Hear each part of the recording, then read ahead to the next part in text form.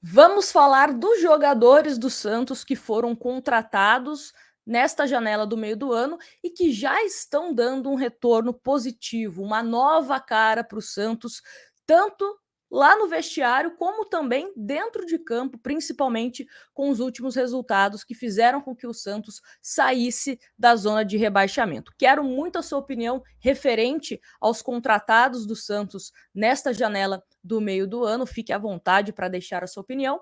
E vamos colocar também 3 escalações. A primeira escalação do Santos em 2023, a primeira escalação do Campeonato Brasileiro desta temporada e também o último jogo para a gente fazer esse comparativo dessas escalações, tá certo? Vamos aqui a matéria da Gazeta, que fala também sobre esses reforços que causaram esse efeito imediato no Santos na luta contra o rebaixamento. A matéria fala o seguinte: na zona de rebaixamento por 8 rodadas, o Santos contou com a chegada de reforços para sair da degola. Dos recém-chegados, no meio do ano, um quinteto se destaca. A primeira contratação, Dodô, teve o início regular, mas cresceu de rendimento nas últimas 2 rodadas. Com Marcelo Fernandes, o defensor foi deslocado para terceiro zagueiro e foi fundamental na sequência positiva santista. E falando de Dodô, eu concordo que nessas últimas 2 partidas, né, contra Vasco e também contra o Bahia, que foi quando Marcelo Fernandes assume o comando do time do Santos e coloca o Dodô como zagueiro, eu acho que foi uma sacada que foi boa para o Dodô e também para a equipe do Santos. Porque o Dodô, como lateral, tendo essa função de ir à linha de fundo e voltar também para marcar, estava deixando bastante espaços. Não estava fazendo bem para o Dodô, né? Estava fazendo partidas até onde ele não conseguia se destacar de forma positiva. E com essa sacada de 3 zagueiros e colocando o Kevson também, que é um menino que eu vejo bastante potencial, é ótimo, porque você coloca o Kevson como ala, ele sabe ser bastante ofensivo, até mais ofensivo que o Dodô, e lá atrás o Dodô vem fazendo bons jogos, fez bons jogos contra o Bahia, fez bons jogos também, fez um bom jogo contra o Vasco, né? Infelizmente não jogará contra o Palmeiras por conta de suspensão, mas eu acho que foi uma sacada importante e que ele pode ser mais útil ao Santos nessa questão. Até pensando para o ano que vem, né? Voltando aí o Felipe Jonathan, talvez ele possa assumir aí como um zagueiro, né? Quem sabe? Aí é pauta para um outro vídeo, né? Mas continuando aqui. No mesmo setor, o João Basso também cresceu de nível com um esquema de 3 defensores. Além da postura dentro de campo, o jogador assumiu um papel de liderança desde a sua chegada. E o Basso, já falei para vocês, né, que quando eu vou aos jogos na Vila, eu tenho esse costume de ficar observando o comportamento dos jogadores, e o Basso é esse cara que está sempre indicando, dando bronca quando tem que dar bronca, enaltecendo quando tem que enaltecer. E ele tem uma vibração, né? Ele tem essa voz bastante ativa no vestiário, que eu acho que é importante. A gente sentia um Santos meio que para baixo nas últimas rodadas, antes da chegada desses jogadores, enfim, né? Que as coisas parecia que nada dava certo. Santos fazia gol, a galera, tá, fizemos gol, não tinha aquela vibração, aquela comemoração. E desses últimos jogos para cá, isso mudou. E eu acho que isso faz falta também nessa luta contra o rebaixamento. Continuando, outro nome importante na recuperação é Júlio Furti. Apesar da reserva, o atacante marcou gols importantes contra Grêmio e Bahia, sendo responsável direto pelos pontos do Santos no Campeonato Brasileiro. Concordo, né? O Furt teve a participação em gols importantes que deram a vitória para o Santos, né? O gol que ele faz contra o Grêmio, aquilo ali foi coisa que quem estava na Vila Belmiro sabe do que eu estou falando. Acredito que quem estava em casa também sentiu essa energia e foi um gol importante para devolver essa confiança para o torcedor santista. Contra o Bahia, a mesma coisa, estava ali no lugar certo, sabe muito bem se posicionar e não à toa ele é ídolo lá no México, né? Agora a gente entende o porquê que ele tem esse apelido de imperador. De fato, quando ele entra, ele pode ser sim decisivo para o Santos. E que bom, né? Que temos um reserva de luxo, vamos colocar assim, para o Marcos Leonardo.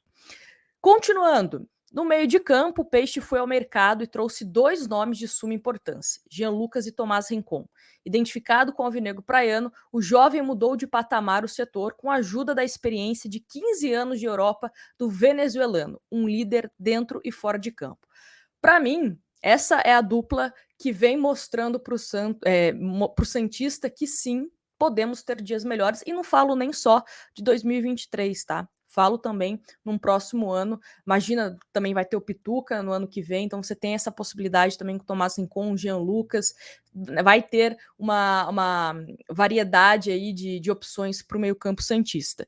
E o Tomás Rincon é aquele primeiro volante que sabe marcar muito bem e sabe também ajudar lá na frente, né? Além do gol, nesse último jogo contra o Vasco, ele participou dos 4 gols do Santos, dando o passe que foi pênalti no Marcos Leonardo, participando de dividida, que depois o Jean Lucas passa para o Marcos Leonardo, fez o gol e depois a assistência para o Soteldo. Então é um jogador que acho que vai ser bem útil para o Santos também nos próximos jogos. Quando ele entra também contra o Grêmio, ele deu aquele passe para o Soteldo, né, que depois saiu o gol do Marcos Leonardo. Enfim, um jogador extremamente importante e capitão, né? Novo capitão do Santos, é capitão da seleção da Venezuela, então acho que tem essa liderança importante, até mesmo naquela confusão com o Soteldo. Quando o Soteldo recebe o amarelo do Daron, que ele vai no Soteldo e fala: Soteldo, fica quieto, precisa tomar o vermelho e tal. Então, acho que é um jogador que é importante para o elenco do Santos de uma forma geral, tecnicamente e também com uma voz ativa importante.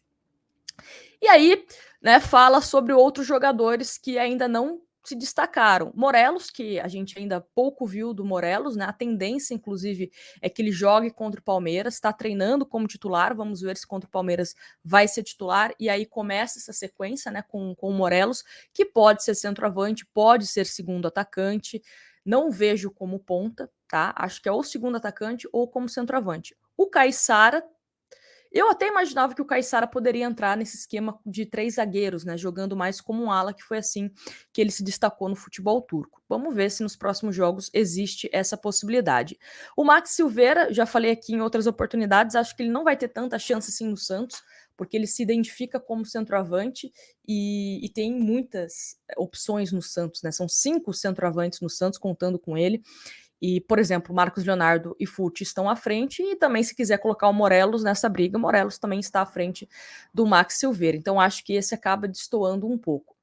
E o Nonato, eu acho que o Nonato a gente precisa entender qual posição ele pode ser utilizado, né? Se como um reserva imediato do Lucas Lima, ou se um jogador ali para segundo volante, por exemplo, né? Lembrando que o Nonato no Internacional jogou mais avançado, como um meia mais avançado, e no Fluminense jogou como segundo volante, então já atuou nessas duas posições, né? Vamos ver aonde o Marcelo Fernandes entende que ele pode ser utilizado.